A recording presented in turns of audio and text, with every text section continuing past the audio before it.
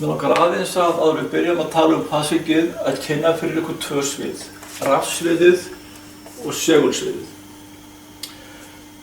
Það er að segja atómið búin til á plúskjarna og svo neikvæðri rafeind sem snýst í kringum kjarnan.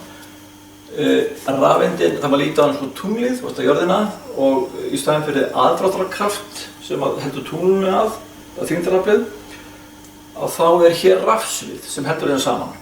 Það er að segja mínushleðsla dregst að plúshleðslu. Eða það verður samkynja, það er að segja tvær rafeindir, að þá hrinda þær hvora annarri frá sér. Þá verður það svona.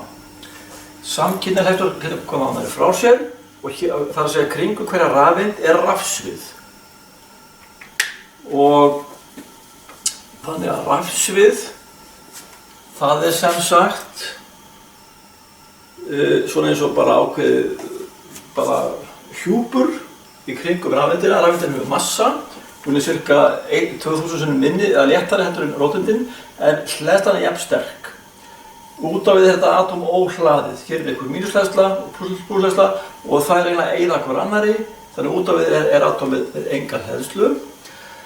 Við hins vegar náum rafeindum stökum og það verður það hér, 3 rafeindir, að þá mynda þær rafsvið og eftir þess að við sjöfum þetta bara glas og sjöfum þessi 100 rafeindir í glasinu, þá hrinda hvað annað sem ákveður miklu krafti, setjum 100 viðbót, þá er 200 rafeindir konar í glasið, þá lemja þær reyna að komast ennþá meira út til þess að tróða blöðrum onni í glas eða einhverjum svona kúlum, meiri þrýstingur, þetta er sem fara fleiri onni og rafsviðið er sama á spennu.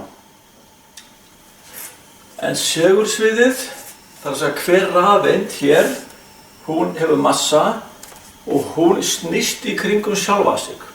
Það gerir þessu róteindin líka, en í okkar viðfangsefni núna þá eru bara spá í rafeindina. Og af því hún er hlaðin og er hleðsla snýst, þá myndast lítið segul, norðurskaut og suðurskaut. Og hér eru teiknað í 4 rafeindir, 3 snúa í sömu átt, 1 stýrir niður. Nettó segullin hér, þessi myndi þá nú lesa hér út og þá væri sem segullin hér í norður og suður. Þannig að við það að geta látið rafeindir það er kallað spuni eða spunin í sömu átt, þannig að það leggjast í sömu átt, þá myndast segull. Og ég ætla að sýna ykkur hérna rafsvið og segulsvið, svo áttu ykkur á því hvað þetta snýst.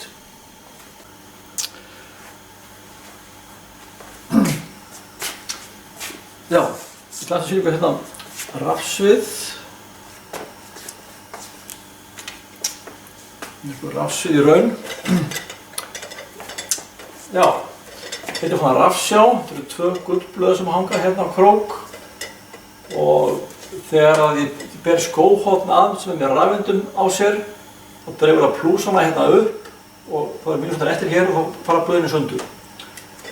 Kíkjum að sjá það. Hérna næ ég í rafeindum með því að strjúka skóhorninu bara eftir háruna mér. Svona. Og hér er svo rafsjáinn og nú er ég blöðin að fara í sundur því ég kem að þessu og sama því ég fer frá. Svona slengur frá það. Rafsviðið kemur það að, það snertir ekki og þú veit að ná hérna, þar sem þetta er rafsviðið. Engin rafeind sem fer á milli, bara þrýstingur rafeinda hverja mót annarri myndar rafsvið. Og hér er svo segulsviðið, aðeins kíkja á það hérna. Hér eru 2 seglar, norðurskaut og suðurskaut. Ef skautin koma að hvort öðru, norður og norður, þá ýtir það honum frá.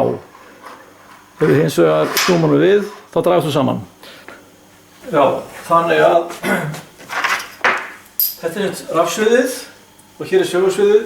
Hér er þessi seglar hérna og hér er spunni rafeinda þannig að þær leggjast í þessa áttina og hér er það norðurskaut og það eru sömu átt hér í suðurskaut, hér dragast þau saman og hérna eru þau norðurskaut á móti norðurskauti og þá hrinda þau hvort þau eru frá sér. Þessi 2 svið, segulsviðið og rafsviðið, það er það sem myndar rafmagnið. Ef við erum með leiðara og það er rafmagn til leiðarunum, þá erum við með rafsvið og segulsvið. Takk fyrir.